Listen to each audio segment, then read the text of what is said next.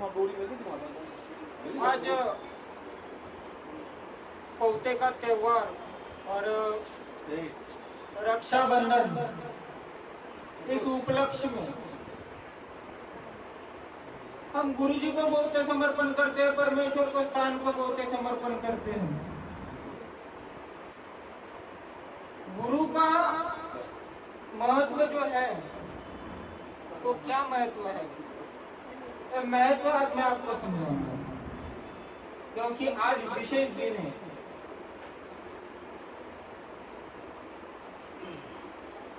कबीर ने एक दोहा गाया, यह तन विष की बेलरी गुरु अमृत की खान, शीश दियो रे गुरु बताए तो भी सस्ता जान कबीरा, तो भी सस्ता जान। जब हम सफर करते हैं तो कोई रास्ता दिखाता है, तो हम रास्ता दिखाने वाले को भी धन्यवाद कहते हैं, वो तो हमें प्रपंच का रास्ता दिखाता है। वो हमारी मंजिल नहीं है। हमारी मंजिल क्या है जो हमें काम आने वाली है? तो हमारी जीव की मंजिल होनी चाहिए मोक्ष की प्राप्ति, जीव की मंजिल होनी चाहिए परमेश्वर की प्राप्ति। तो ये परमेश्वर की प्राप्ति किस चीज से होगी? और जो हमें परमेश्वर के प्राप्ति का रास्ता बताता है उसे कहते हैं गुरु। जो हमारे जीवन का हित संबोधित करता है उसे कहते हैं गुरु। और ऐसे श्री गुरु जी के माध्यम से हमें परमेश्वर का मार्ग दिखता है। और ऐसे गुरु पूजन का जो समारंभ है उसका आज दिन है, उसके निमित्त में आज हम बोल रहे हैं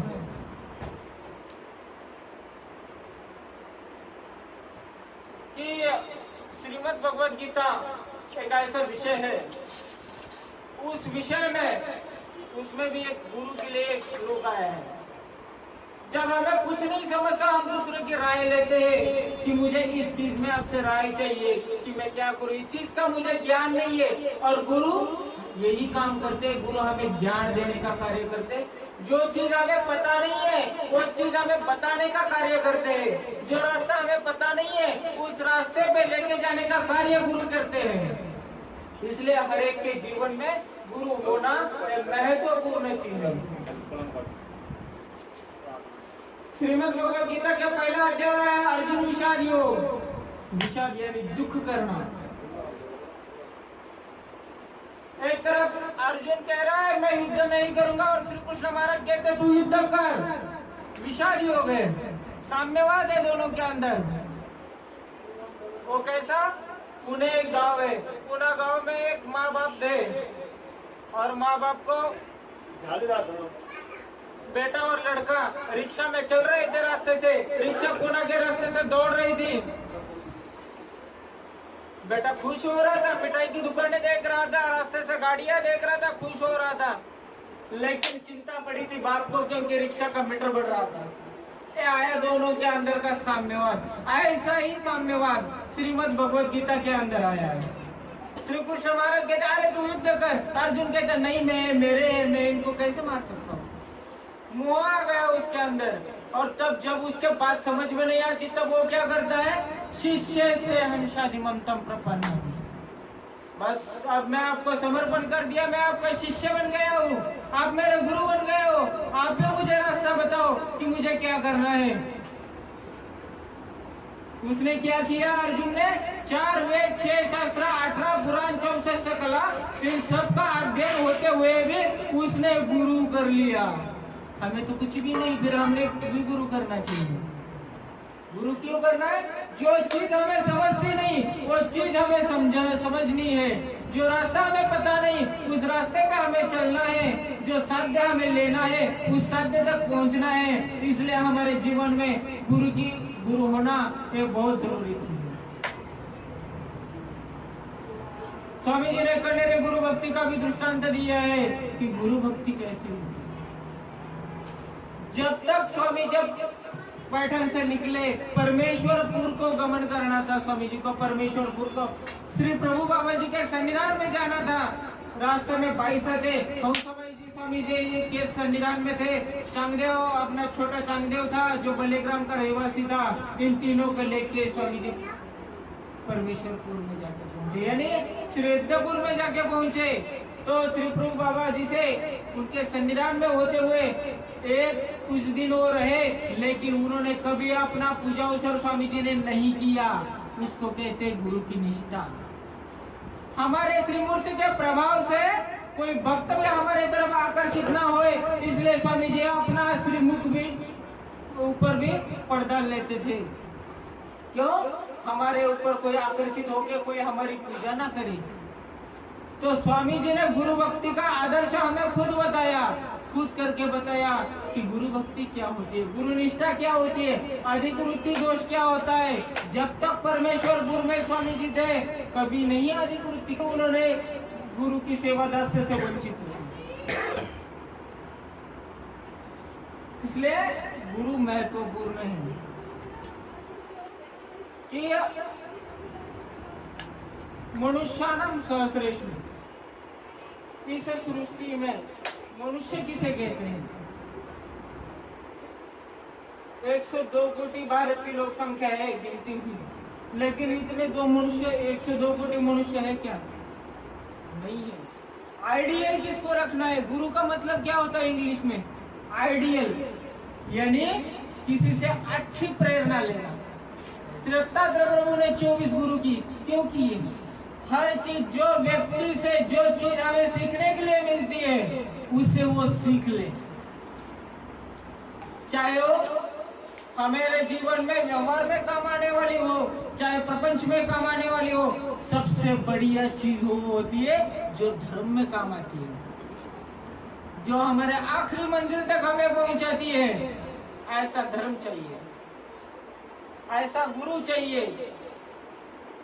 इसलिए मैंने पहले श्लोक में कहा है, यह तन विष की बेलरी, ये जो पूरा शरीर है, पूरा मन है, आचार है, विचार है, ये सब विष युक्त विचारों से, विष युक्त आचारों से, जहर से भरा है। इसके शरीर के अंदर, मन के अंदर, आचार के अंदर, विचार के अंदर जहर के सिवा कुछ भी नहीं है।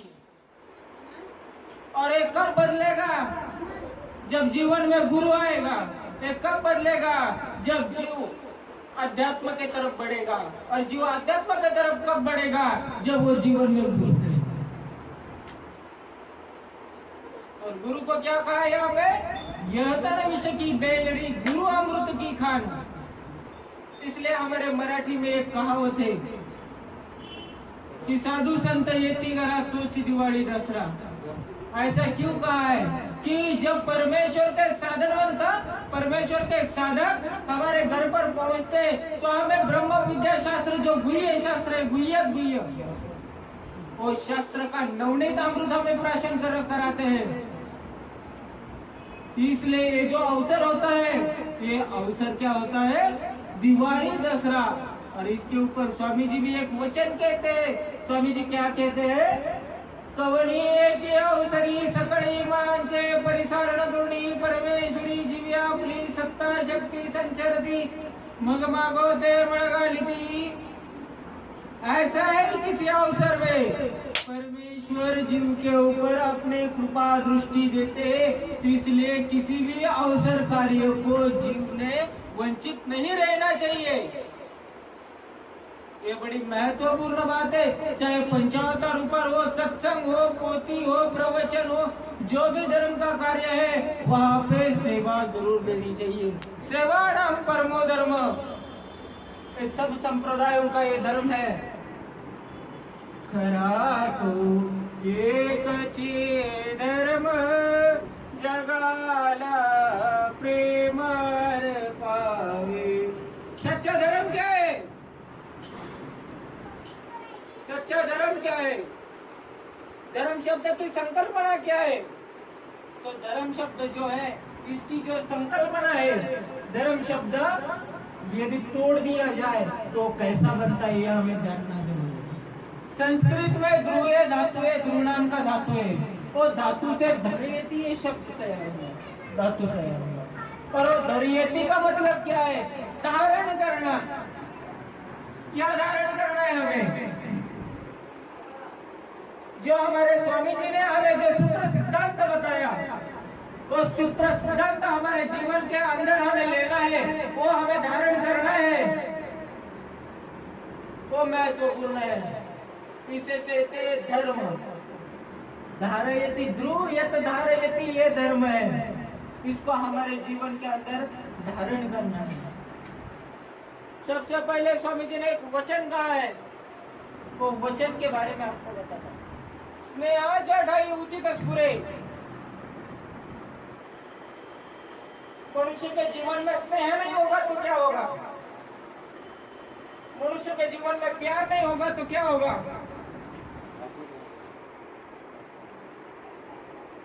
इतना बड़ा बॉम्बे में हल्ला किया जिसने, बड़ा करोड़पति आदमी, इतना बड़ा कुख्यात आतंकवादी, उसको भी स्नेह की जरूरत पड़ी, उसको भी प्यार की जरूरत पड़ी। वो भी कहता था मुझे भी कोई राखी बांधो। और हमारे स्वामी जी क्या कहते? स्नेहा जठाई उचित स्फुरे। ये जो स्नेह भाव है, ये स्नेह भाव कहाँ आना चाहिए? स्नेहा जठाई उचित जगह पे उचित स्फुरन होना चाहिए। यानी कहाँ पे? तुम्हें अच्युत गोत्रीय की दूंगा परस्पर परम प्रीति। परमेश्वर के अच्युत गोत्रीय परिवार के ऊपर हमारा स्नेह होना चाहिए, वहां पे हमें उचित स्फुरन होना चाहिए। उचित कहाँ स्फुरता है? जहाँ पे स्नेह होता है। अनुचित कहाँ स्फुरता है? जहाँ पे स्नेह खत्म हो जाता है। प्यार कहाँ बढ़ता है? जहाँ पे स्नेह होता है। झगड़ा कहाँ पे होता है? जहाँ पे स्नेह खत्म होता है। स्नेह कभी लेता नहीं, स्नेह देता ही देता है। मोहब्बत लेती है, नफरत लेती है। और हमारे स्वामी जी ने हमें मोहब्बत करना सिखाया, हमारे स्वामी जी ने हमें स्नेह सिखाया, नफरत नहीं सिखाई। श्री कृष्ण भगवंत भी यही कहते हैं। क्या कहते हो? प्रसादे सर्व दुखाणम हनिरस्योपजायते प्रसन्न चेतसो यशु बुद्धि पर्यवतिष्ठते नास्ति बुद्धि रहितस्य न च युक्तस्य भावना न च भावयेत शांतिरस्यन्तस्य दुःखः। श्री कृष्ण भगवंत कहते हैं प्रसाद से सब दुखों का नाश होगा, बुद्धि मालिन्य नष्ट होगा। नास्ति बुद्धि युक्तस्य न च युक्तस्य भावना, मनुष्य के अंदर के दुर्भावना नष्ट हो जाएगी। प्रसन्न चेतसो यशु बुद्धि पर्यवतिष्ठते, मनुष्य के बुद्धि प्रसन्न हो जाएगी। ये प्रसन्न भाव हमारे श्री कृष्ण भगवंत ने द्वापर युग में हमें बताई है कि जो प्रसन्न है, प्रसन्न मनुष्य कभी किसी को हानि नहीं पहुंचाता। दुखादव नरक त्रसो न दीजिए, त्रसला पुरुष विषया शरण जाए। प्रसन्न रहो, खिलखिलाते रहो, अप्रसन्न मत रहो।